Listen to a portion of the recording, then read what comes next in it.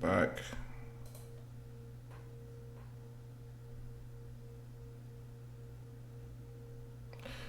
All right, now we're live. All right. Thank you for tuning into this webinar presented by Billionaire Belief. This is Dane Diesel, and let's dive on in. The topic of this webinar is starting from zero, how to build wealth from scratch.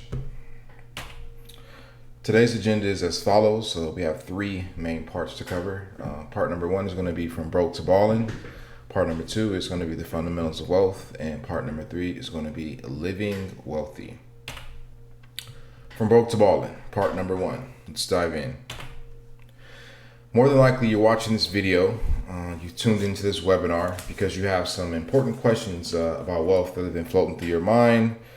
And you've more than likely been going out into the world trying to find answers to these questions, but just haven't been able to find what you're looking for. So it's my goal, our goal here at Billionaire Belief, by the end of this session, you will have a clear-cut answer to these three main questions. What are those three main questions? Question number one, what do you do when you're broke? Question number two, for someone born into poverty, how do you get started? And question number three, how do you start making money work for you? So with that being said, we've already set out the purpose of this webinar, the questions that we intend to answer, the information we intend for you to have by the end of this session. So let's get to it. So living paycheck to paycheck. More than likely, this is your current situation in life. You're living paycheck to paycheck, and you've come to the conclusion that this ain't it.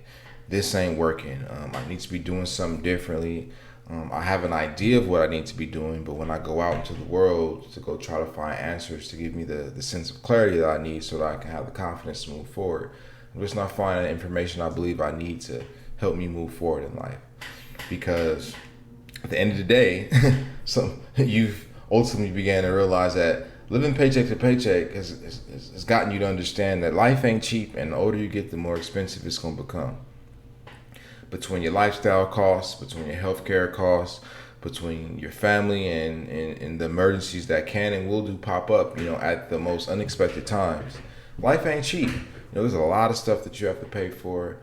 And, the older you get, the more expensive it's going to become. Like I said, if you're going to have a family eventually, if you don't already have one, the more expensive life's going to become. So ultimately, the point is here, life is expensive. Life ain't cheap. And the older you get, the more expensive it's going to become, which ultimately translates into you got to have to prepare yourself financially, period, point blank. Because having a job and having some savings in the bank that's collecting 0.0004% interest is just not going to cut it. It's not going to be able to provide you with the financial resources that you will need to sustain your life, as well as your family's life, as well as the generations that will come after you. So that's what we want to talk about today. Changing it up, making some short-term adjustments to your lifestyle in the beginning so you can get some money and be able to put that money to work so that you can ultimately build wealth. All right, so let's go ahead and move along. So creating generational wealth. What does it take to make it do? What does it take, and what is that process? Ultimately, like I said, generational wealth is the financial resources, the knowledge, and the skills that you will pass down to your loved ones so that they don't have to start their lives, their adult lives, I would say, starting from zero, starting from scratch. So we want to do our best in our generation to make sure the next generation can start off at a bare minimum a step ahead of us. And the way we're going to do that is by building wealth. Now, what is the process? How do we build that wealth? What's the game? What are the steps? What's the action plan? It's pretty simple.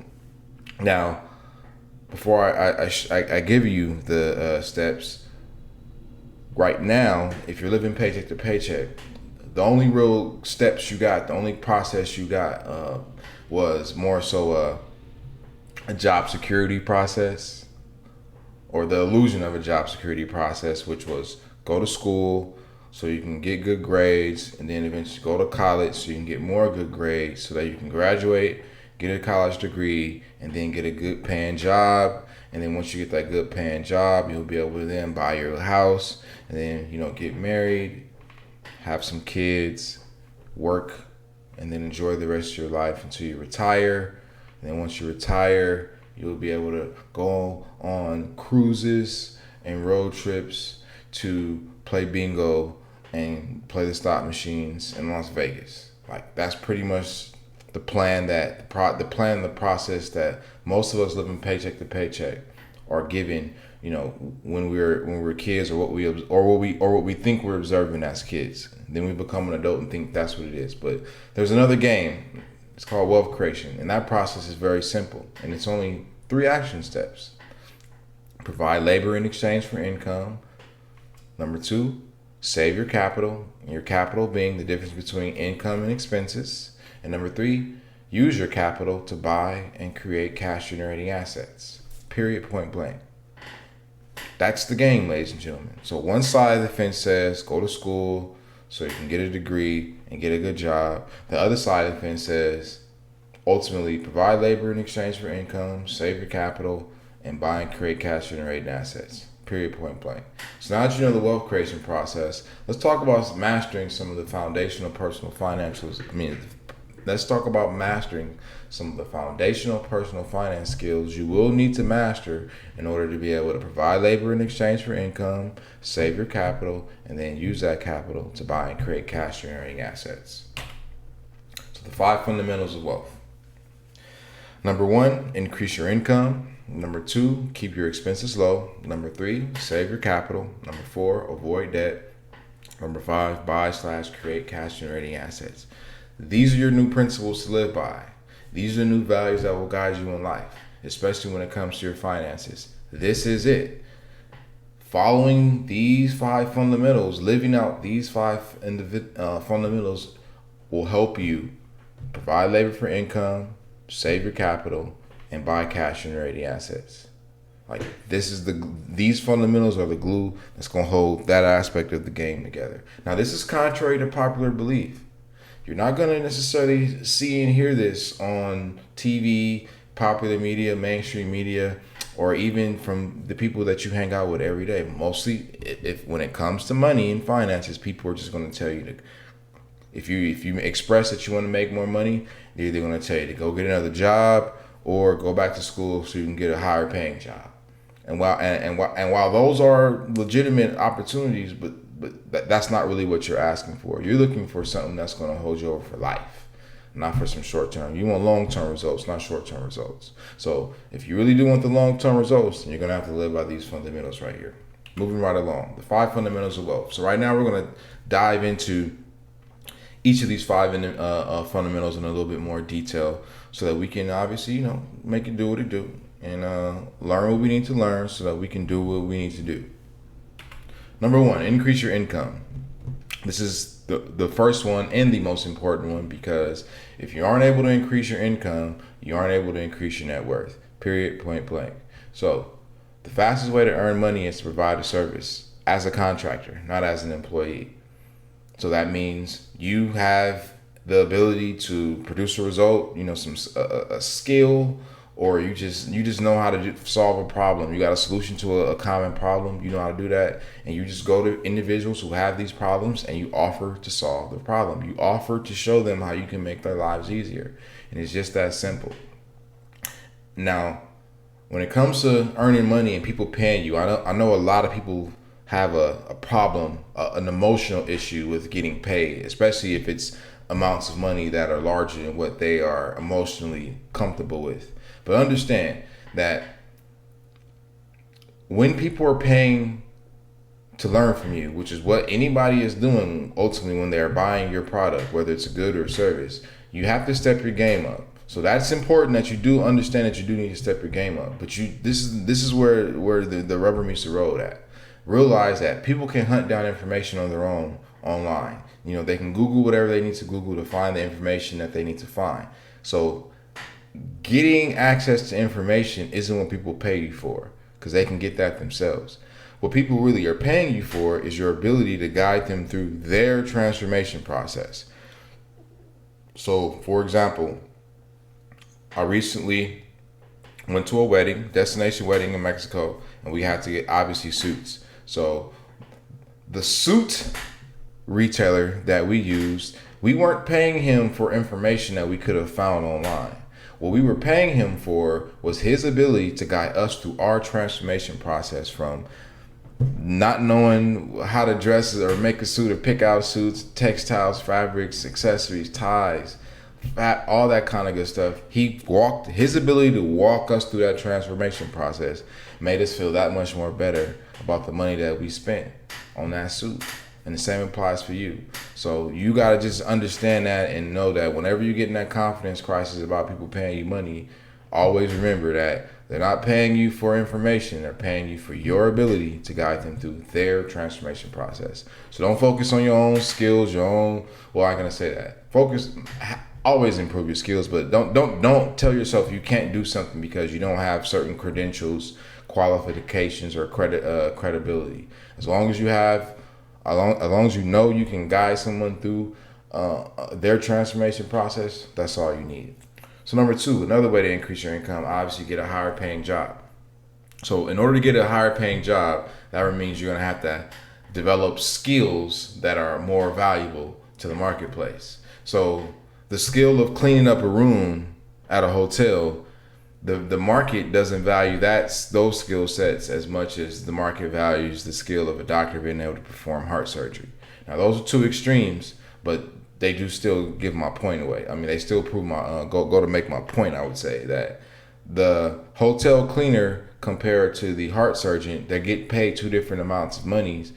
They both have jobs, but they're getting paid two different amounts of money because the doctor's skills are higher valued skills because they produce higher value results. Like I said, a doctor is the difference between life and death, whereas a cleaner is the difference between a clean room and a not so clean room. But all in all, the more valuable your skills, the more people will pay you. So focus on getting high value skills. Things like doctors, lawyers. So if you are going to get a job, like I wish someone told me this back in the day, if you are going to get a job, focus on getting a job that is a high skill job, a highly marketable skill job. Don't just settle for less at the end of the day, because labor is obsolete. No one's paying for labor anymore. Once again, there's plenty laborers around. Laborers are a dime a dozen, but people who have real genuine skills, real marketable skills, the trade skills, those type of skills, like, you are valuable. So there are tons of opportunities over there and not so many opportunities in just straight up labor. So to get that high paying job, skill up, baby. Number 3, side hustle. I listened to a YouTube channel, Kevin Samuels, and he makes a good point in that if you are a man and you are like basically 18 and 35 and you're single and you don't have kids, then if you aren't working at least 60 hours a day, then you're being lazy. And I agree with him on that, because what else are you doing? Ideally, from the ages of 18 to 30, 35, yeah, you need to be working. You need to be focused on getting your financial house in order, which is what we're talking about today. But yeah, so, and part of getting that financial house in order, the main point of that is increase your income. So even if you already have a job, get a side hustle, work. Like I said, what else are you doing? What else are you doing? And once again, I wish someone had provided me with these insights and this bit of knowledge when I was 18, not 34. But it is what it is. I'm a late bloomer. We'll call it what it is. But now that I know, I have no more excuses. So same applies for you. Even if you have a job, get another job. Even if you have a job, get a side hustle. Even if you're providing services to businesses or individuals or customers, consumers, still have another side hustle. Always have your eye open for different opportunities to increase your income. Period, point blank. Number 4, another way for you to increase your income is to own an owner-independent business. Now, there's really 2 types of business you can own. You can own an owner-independent business, or you can own a owner-reliant business or owner-dependent business. And the difference between the two is an owner-independent business is a business that's built around a strong management team and systems, whereas an dependent or owner reliant business is a business that's built around the owner themselves. So if the owner is absent, that has a negative impact on the business because the owner isn't there to be the rainmaker to produce the results the business needs to be able to sustain itself. So most people are taught how to build owner reliant businesses where the owner has to be there and can never take a day off. Like, that's what you see in most businesses, but that's not the best way to build a business, especially if you're trying to build a business to produce cash flow and increase your income. Now, it takes a while to build an owner independent business, but all in all, it's still an opportunity. That's still a way for you to increase your income. And last but not least, trading stocks. So the stock market is full of plenty of investment vehicles, but if you're trying to just to go straight up increase some income, you could trade stocks. Trading stocks is basically like flipping property. Like, you buy it at one price and you're holding it for a certain amount of time so you can sell it at a higher price, collect the difference, and boom, you made a profit. So there's options trading, there's day trading, there's swing trading. So you're gonna have to learn what you need to learn about, whatever you need to learn about, but pick one if this is the avenue you choose to go down. I mean, if you're someone who likes numbers, likes math, and likes tackling complex issues, and trading stocks is right up your alley. But all in all, trading stocks, swing trading, for example, is still a great way for you to produce some extra income for yourself. Moving right along. Keep your expenses low. Once again, the game of wealth is we gotta get money, save money, and invest money. So the key thing there being save money and invest money. So the game of wealth is really a game of you getting money, saving money, investing money, rinse, repeat. Get money, save money, invest money. So that being said, you got to keep your expenses low, and there's just no getting around this, especially when you start off in the beginning. Obviously, it's all relative. So as you increase your income, then your expenses will grow as much as you want them to, I would say. But all in all, you got to keep your expenses low. So the way to keep your expenses low is to live frugally, not cheap. Now, the difference between being frugal and being cheap is, being frugal basically means you're spending lavishly on the things that you like and not so lavishly on the things that you don't like. So, for example, if you're the kind of person who, there's a certain brand of like Nike for you. If you just like Nike, that's Nike's your thing, then Nike's your thing. So you go spend lavishly on Nike.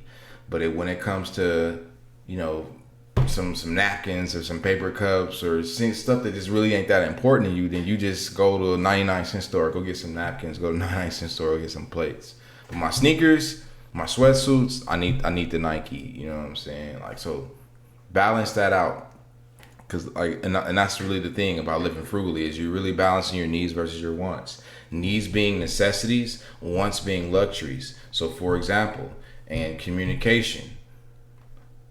A necessity is having access to, channels of communication. So having a cell phone, for example. But a luxury for communication will be having an iPhone.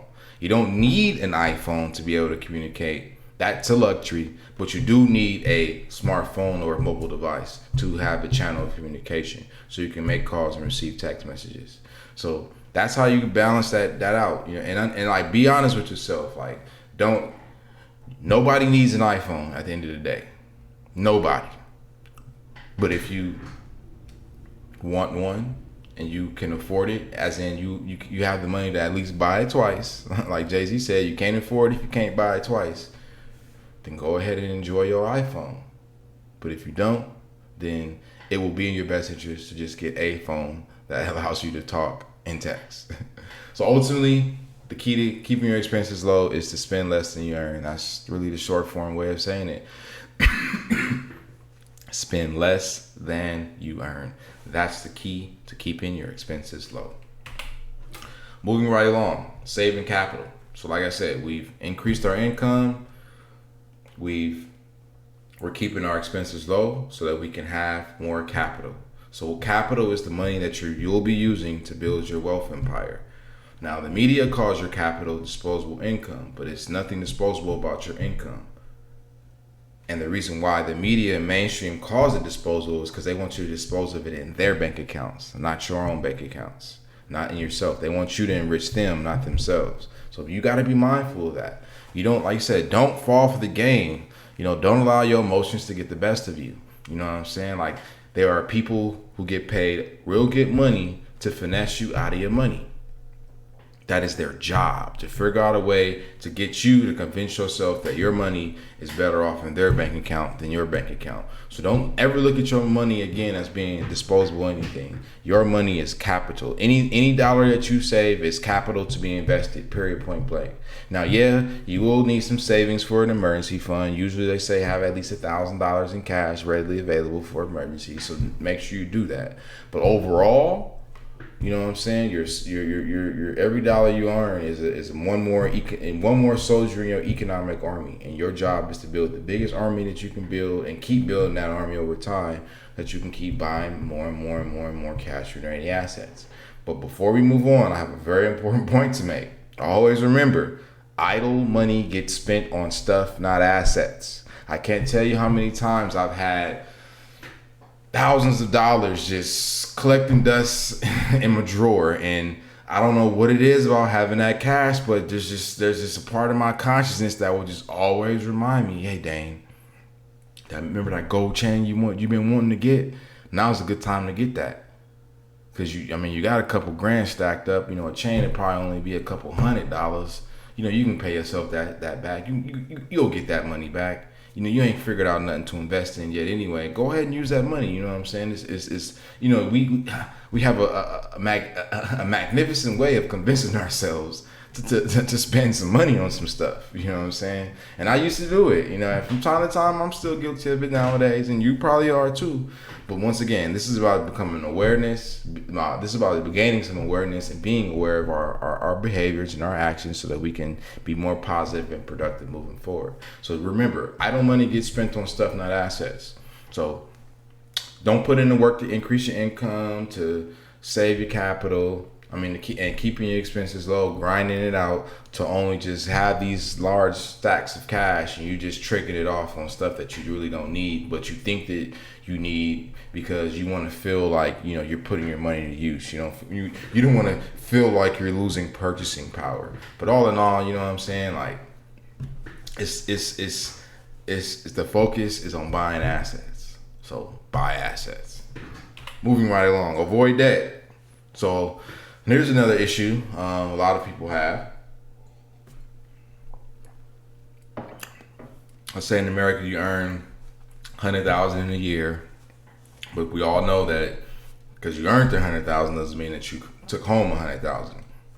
So the person who earned $100,000, let's just say between taxes, fees, and expenses, over the year that was $40,000 taken away. So now you really earned $60,000. Now, in your mind, and what you've been telling the world is you earn $100,000 a year. So you want to make sure your lifestyle is a reflection of your salary, which is something that we kind of convince ourselves is the truth, but that's not what it's about. No. Because you're telling yourself you're earning $100,000, but you're only bringing in $60,000. You want to figure out a way to figure out how to replace that $40,000 in taxes and fees and whatnot. So what do? You put it on credit. And what is credit? It's debt. So ultimately, we use debt to subsidize our lifestyle so that we can feel like we're living the lifestyle that our salary says we should be living. And that's just not the best way of going about it. So at the end of the day, do your best to steer clear of financial obligations that take money out of your pocket. The last thing you want to do is be in a situation, like you said, where you're rising in the ranks, or you're just always increase your income, but your expenses are right there increasing as long as your income, because you're not keeping your expenses low. And then you get to a point where, damn, now I gotta go put this on credit card, or let me go get a credit card because I'm trying to do this or do that. And then you ultimately start, living, now with all these debt payments, and now you don't know now you're just digging yourself in a deeper hole. So, like I said, steer clear of the financial obligations, avoid the debt, don't subsidize your life. Like I said, don't fall into the trap of immediate gratification. Like I said, building wealth does take time. It does take sacrifice. It does take effort, but it will be well worth it. You'll appreciate yourself a lot more for putting it for traveling down the you will like yourself a lot more for getting that wealth journey started than if you hadn't got it started. You feel me? So, but an important part is avoid the debt. Don't let your friends try to convince you that, oh, it's just $100 or it's just $1,000. You got a job, you could pay it off. Like, no, like, don't rob your financial future, ladies and gentlemen. Like you said, it's just not in your best interest. Now, the only caveat is, life does happen, and everybody don't got $1,000 in cash or more saved up for emergency. So yeah. There will be moments where you need new tires, or you need, new engine, new transmission, or something else in your life, and it's a major purchase at the end of the day, and you probably go have to put it on a credit card. So if you have debts or you do get debts, actively address those debts. You feel me? Like, don't just allow those debts to sit up and collect interest, because you're just giving away free money. So like you said, actively address your debts. And for example, 2 ways you can actively address it is with the snowball debt repayment plan, made popular by Dave Ramsey, which is where you take all the debts you have and then you organize them from top to bottom based upon the ones with the lowest balances at the top and the highest balance at the bottom, and then you just start paying them off starting with the lowest balances and keep going down until it's all paid off. Or the avalanche method, where you start off and organize and order your debts based upon the highest interest rate to the lowest interest rate, and then you start paying them off from the highest interest rate on down. Then boom, you know what I'm saying, make it do what you do. But all in all, avoid debt, steer clear of it, and you'll appreciate yourself. Your future financial self will definitely appreciate you for that. Now we get to the fun part. So we increasing our income, we keeping our expenses low, we saving our capital, and we avoiding debt, so that we can buy and create cash generating assets. Now there's 3 main asset classes, asset vehicles that you want to be involved in. That's the stock market, business ownership, and real estate. So obviously, cash generating assets in the stock market are things like dividend stocks and bonds. And what makes them cash generating is that you buy a dividend stock, you hold it for the long term, literally the long term, and because it pays a dividend, let's just say, I think AT&T pays a dividend of about roughly $2. Or keep our math simple, let's just say it's $2. $2 annually. So for every share of stock you own of AT&T, they will pay you $2 for that stock. So what that basically means is if over time you started off from 0, but then let's say over the course of 25 years, you now own 10,000 shares of AT&T stock, that means that every year you're going to get a $20,000 dividend check. You feel me? And that's how that game works. Kind of similar situation with bonds. You give a company or government $1,000, they're gonna pay you interest for that $1,000 over time, and then once that bond term ends, they're gonna give you $1,000 back. Real simple. Another opportunity, business ownership. So owner independent businesses. So like I said before, owner independent business meaning a business that's built around a strong management team and systems, as opposed to the owner themselves. Now, the beauty of owner independent business is that it has the ability to really exponentially increase in value, because you have a system in place to produce the results the business produces, not an individual.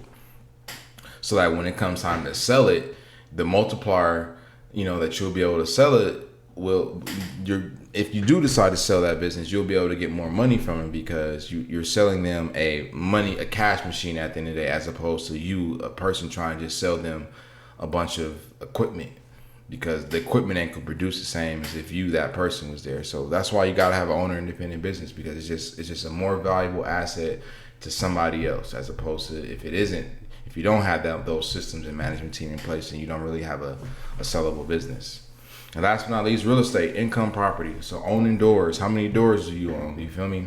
So this boils down to you, like I said, finding property in good areas or decent areas, I should say, where you can get some decent rent, and then you buy the property and make sure you do your due diligence so that you can have some net profit every month. And then that net profit is, once again, it's profit. You know what I'm saying? It's pure profit that you earned without having to go trade any of your time for any amounts of money. So the key for real estate is to own doors. So own multiple doors. For example, if you own 30 doors that you rent out on a monthly basis, and each one of them doors is paying you $500 a month in net profit, 500 times 30, 5 times 3 is 50. So that's $15,000 right there in cash that you getting profit after your mortgages, after your property insurances, property taxes, and any other landscaping fees, yada yada yada.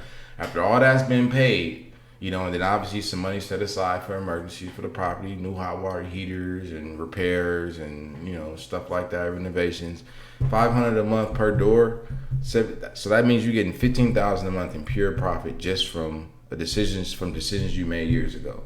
And once again, that's a gradual progression over time. You're not going to start off with 30 doors. You're going to start off with 1. Then 1 becomes 2, 2 becomes 4, 4 becomes 8, and on and on and on and on. And that's how you do it, ladies and gentlemen. That's how you build wealth from scratch. That's how you accumulate wealth. That's how you accumulate financial assets and resources that you can pass down to your loved ones. Now, once again, let's talk time horizons real quick. Wealth, once again, is a long-term game. It's a long-term play. You're playing the long game here. You're running a marathon, not a sprint. So, like I said, it's a gradual accumulation over time. It's just not something that you go hit on one time and then that's just going to be it. It's not a jackpot, so don't have a jackpot mentality when it comes to wealth where you do something one time and you'll get this one big lump sum of money. Only happens to a small fraction amount of individuals in life. So most of us are gonna have to have some solid principles, some solid mental discipline, some solid habits, some healthy habits, and we're gonna have to live those habits out on a day-to-day basis so we can gradually over time accumulate the wealth that we want for ourselves, so we can pass that down to our loved ones. So, like I said, you know where you need to be buying, where you need to be putting your money at now. You feel me? Now, going back to this one, as you are doing your homework to figure out where you want to put your money, whether it's going to be the stock market, business ownership, real estate, or all three, you know what I'm saying? I suggest you hold it in a high yield online savings account. Now, specifically, a high yield online savings account. Online savings accounts typically pay higher rates of return. Right now, I got one through Ally. This is not, they're not paying me here, but just game. But 2% is what I'm getting from Ally. But when I was at Chase, I was only getting like 0.00074%. So 2% or 0.0074%. I mean, it's pretty self-explanatory. So that's where you kind of hold your cash right there while you figuring out an investment to make for yourself. Put it in a high yield interest online savings account, so that by the time you're ready to start buying stuff, you ready to buy it, but your money's still been earning a little bit of interest along the way. And I would say probably so cash is another area to hold your value. But all in all, this is what it boils down to. This is it, ladies and gentlemen. So now you know. Now you know how to get started. If you're broke and born into poverty and you want to start putting your money to work for you, this is how you do that. You save that money and you put it into the stock market, you put it in a business, and you put it in real estate, and you allow it to grow over time. And you don't take it out. I mean, obviously, unless it's a catastrophic emergency that requires it, but you don't take that money out, ladies and gentlemen. Do your best. If anything, go without, as opposed to taking your money out of the markets. You feel me? Out of the businesses, out of real estate. Like, it has to be like an absolute must-have situation for you to break the bank. So don't break the bank. Don't liquidate. Always put more money in. Let it sit there. Let it grow. Let it work for you, and let it stay working for you over time. So living wealthy. This is part 3, where we're kind of wrapping things up, and like I said, let's talk about the journey ahead. So once again, you're playing the long game to win. Like wealth is an ongoing process. And trust this ongoing process. You feel me? Like I said, it's a marathon, not a sprint. And you will have highs and lows. But when you experience your highs, don't get ahead of yourself and lose focus and stop disciplining yourself. And when you experiencing your lows, don't lose focus. Don't get too down on yourself. And start telling yourself you need to stop or you need to quit or it ain't worth it. So it's just a balancing act, ladies and gentlemen. Don't let your highs be too. Don't let your highs get you in over your head. Don't let your lows get you too down on yourself. You feel me? Because you gonna be ebbing and flowing. Know that. But all in all, like you said, just trust the ongoing process and know that it's a marathon, not a sprint. So play the long game to win. Next, enjoy the journey. Treat yourself along the way, ladies and gentlemen. We do YOLO. We do only live once, and we do want to have fun in life. I do believe that's part of life, spending, sharing and creating great moments and experiences with people that love and care about you. And so, like you said, so save for fun activities and events, you feel me? And treat yourself to at least one major event per year. Like for me, I like to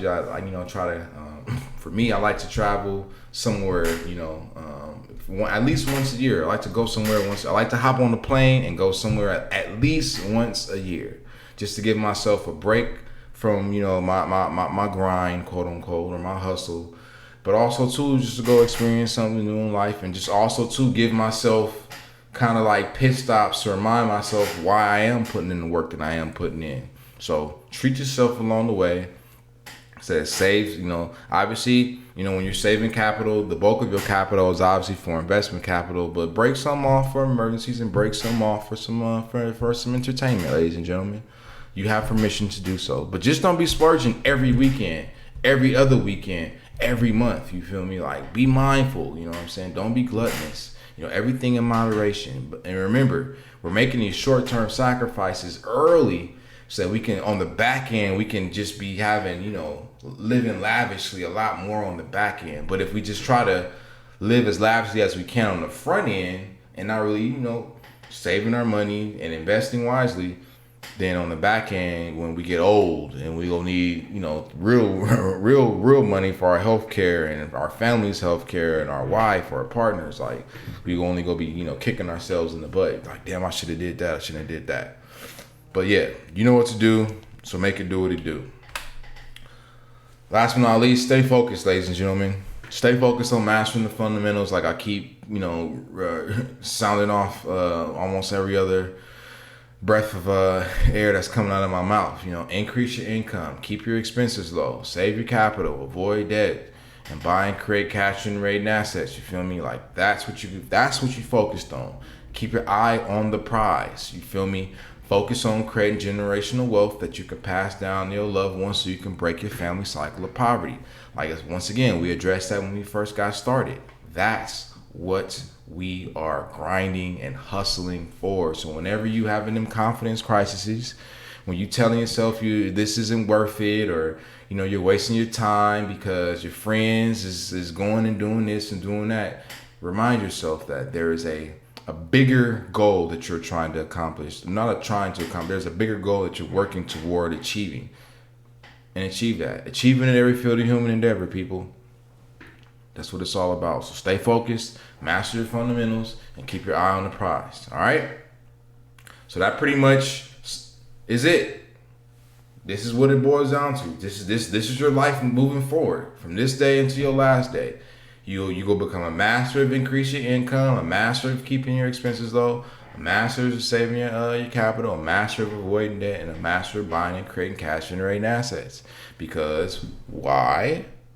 You're trying to you're working to accumulate generational wealth. You're working to create generational wealth. You're building generational wealth. That wealth specifically being the knowledge, skills, and financial resources that you will accumulate over time, that you will ultimately be passing down to your loved ones so you can break your family cycle of poverty. And that's the game. That's how you start from zero. That's how you build wealth from scratch. Period. Point blank. If you didn't know, now you know. So now you know what to do. Like they say, if you knew better, you do better.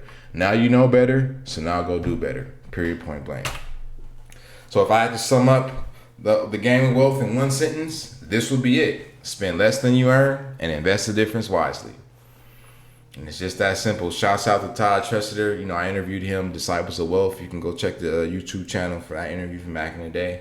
But yeah, it's right here. So if you ever wondering, or people need to ask you, or they asking you, like, what are you doing? I see you making. All you need to tell them, I'm spending less than I earn, and I'm investing the difference wisely. If you need help, I can help you, as well as my peoples at Billionaire Belief. All right. So on that note, that does it. But before you leave, like, make sure that you share the wealth. Once again, this is starting from zero, how to build wealth from scratch, presented by Billionaire Belief. Make sure you follow us on Instagram at BBWCN. Make sure that you, when you share this with people, don't forget to tell a friend, and tell a stranger, tell a friend about us. You can just tell them to head over to billionairebelief.com. They'll be able to get access to this webinar and be able to watch it for themselves. And last but not least, if you have any questions, feel free to email me, billionairebelief@gmail.com, or you can use the comment sections below this video to leave a question. Or if you got some additional insights to share, feel free to shoot me an email or leave it in the comment section below. But it's been a pleasure. You know, this is what I do. I love you guys. I want to see the best. I want you to prosper. You know what I'm saying? And if you're a young cat out there, young man, young lady, you know what I'm saying, 18, 17, like don't overlook this. Don't be dismissive of this. Don't discount this information. Like, this is pure gold that I've just given you right now. Like I said, I wish when I was 17, 18 years old, before I went to college, and while I was making that decision to go to college, I wish I had this information, and because I believe and know that I would have moved a lot differently. But it is what it is. I'm a late bloomer. You know, it took me damn near almost 10 years to even get access to figure this stuff out. But hey, you know, I knew it was well worth it, and so I put that work in, and I made it do what it do. So regardless of your age, it's always a good time to get started. Okay. So with that being said, like I said, now you know better, so now go do better. This is Dane Diesel. I appreciate you. Like you said, get at me if you have any questions. I love to help. Make it a great day. Peace.